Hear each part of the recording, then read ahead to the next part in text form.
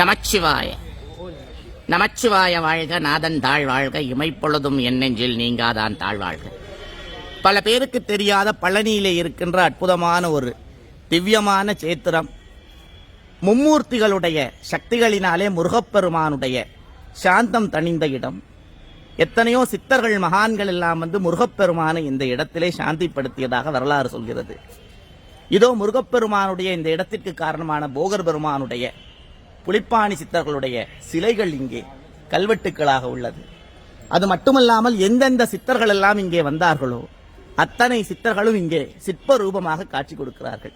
முருகப்பெருமானை இந்த இடத்திலே வந்து பேசியவர்கள் பதஞ்சலி முனிவராகட்டும், கோரக்கராகட்டும், கொங்கணவராகட்டும், எத்தனையோ சித்த மகான்கள் ருஷிகள் எல்லாமே வழிபட்ட அற்புதமான இந்த பிரம்ம தீர்த்தம் என்கிற தீர்த்தத்துக்கு இன்றைய தினம் என் அன்புக்குரிய சட்டி சுவாமிகளுடைய ஆசிரமத்தினுடைய பராமரித்து வருகின்ற ரவி சுவாமிகள் ஐயா அவர்களும் எப்போது பழனி வந்தாலும் எங்களுக்கு எல்லா தரிசனங்கள் எல்லா ஒழுங்குகளையும் செய்து தருகின்ற அன்புக்குரிய எங்களுடைய சித்தர்களின் குரலுடைய அன்பர் ஒருவரான வரதராஜன் ஐயா அவர்களும் இன்றைய தினங்களை அழைத்து வந்திருக்கிறார்.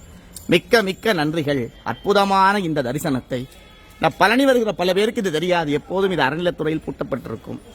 இன்றைய தினம் வழிபாட்டுக்காக இந்த இடத்தை திறந்து எங்களுக்கு சிறப்பாக வழிபாடு செய்ய இந்த இடத்தை கொடுத்தார். இந்த இடத்தினுடைய வரலாறு சுருக்கமாக சொன்னால், முருகப்பெருமான் கோவித்து வந்து இந்த குளத்தினுடைய அருகிலேதான் அமர்ந்த போது மும்மூர்த்திகளும் வந்து அவரை சமாதானப்படுத்தினார்கள். அது மட்டுமல்லாமல் இந்த இடத்தில் தான் எல்லா சித்தர்களும் அவருடன் தொடர்புடைய அவருடைய சீடர்கள் எல்லாரும் வந்து முருகப்பெருமானை சாந்தப்படுத்தி அவரை இந்த இடத்திலே அமரச் செய்தார்கள், இந்த பழனியிலே என்று வரலாறு உண்டு. அற்புதமான எத்தனையோ சக்திகள் கொண்ட போகர் பெருமான், புலிப்பாணி சித்தர் போன்றவர்கள் எல்லாம் வாழுகின்ற இடம். மும்மூர்த்திகளான மகாவிஷ்ணு, நடுவிலே பிரம்ம ஈஸ்வரர், அடுத்ததாக பிரம்மா என்று சொல்லப்படுகின்ற மும்மூர்த்திகளும் வாசம் செய்கின்ற அற்புதமான ஒரு சேத்திரம்.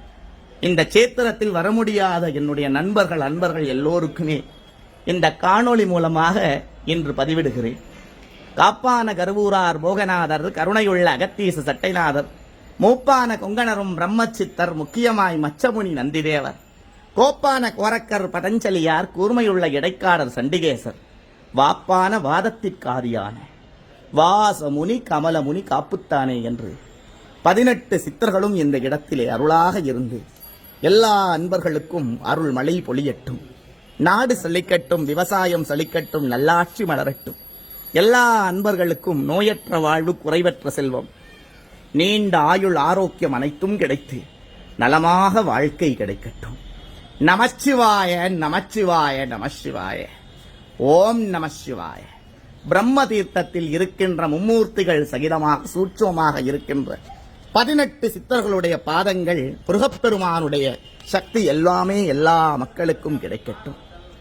நமசிவாய.